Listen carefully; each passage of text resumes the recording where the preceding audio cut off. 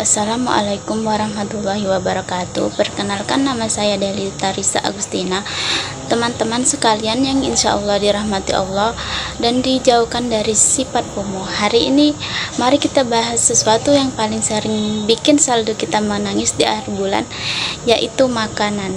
Kita sebagai Gen Z sering kena racun yang namanya FYP TikTok. Ada es krim viral kita beli, ada seblak prasmanan level dewa antri berjam-jam. Istilah kerennya dom spending, stres dikit belinya makanan.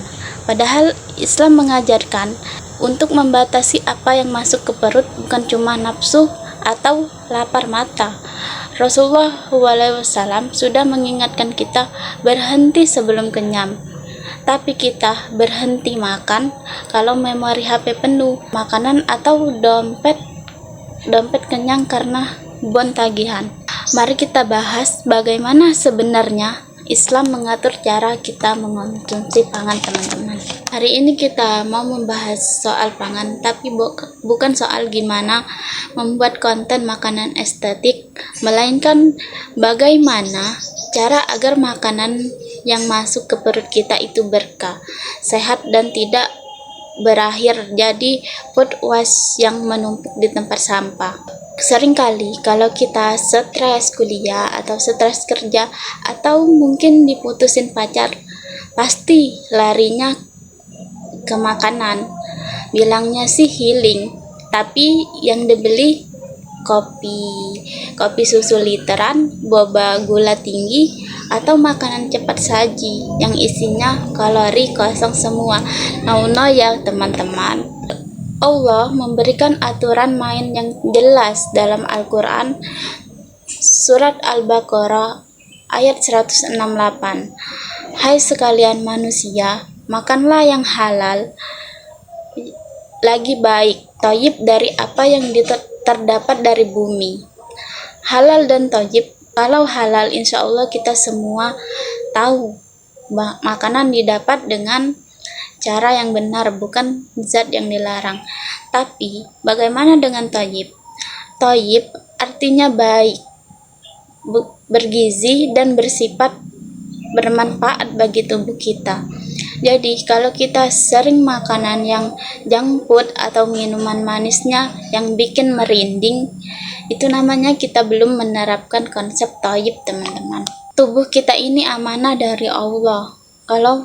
Kalau makanan yang sembarangan terus, itu artinya kita melakukan silent sabotage atau merusak diri sendiri secara perlahan. Nabi Muhammad adalah trendsetter terbaik dalam urusan kesehatan berabad-abad lalu sebelum ilmuwan mengenalkan istilah mindful eating atau makanan dengan kesadaran penuh.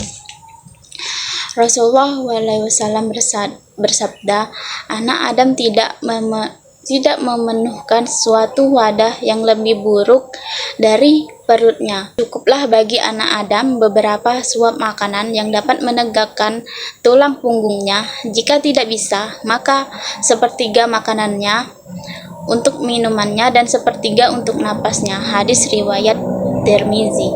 Ini deep banget, teman-teman. Allah mengajarkan kita mengatur porsi. Jangan sampai kita makanan pakai prinsip mumpung gratis, mumpung all you can eat, mumpung ditraktir.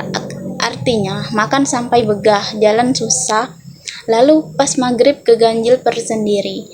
Itu namanya kita dikontrol oleh makanan, bukan kita yang mengontrol makanan. Secara medis, otak pun terbukti kita butuh waktu sekitar 15-20 menit untuk mengirim sinyal kenyang ke lambung. Kalau kita makan terlalu cepat karena nafsu atau sambil main HP, kita bakal kelepasan makan sebelum otak sempat bilang stop. Rasulullah mengajarkan kita untuk mengunyah dengan perlahan, membaca basmalah, dan makan sambil duduk. Adab-adab inilah yang menjadi energi positif untuk tubuh kita.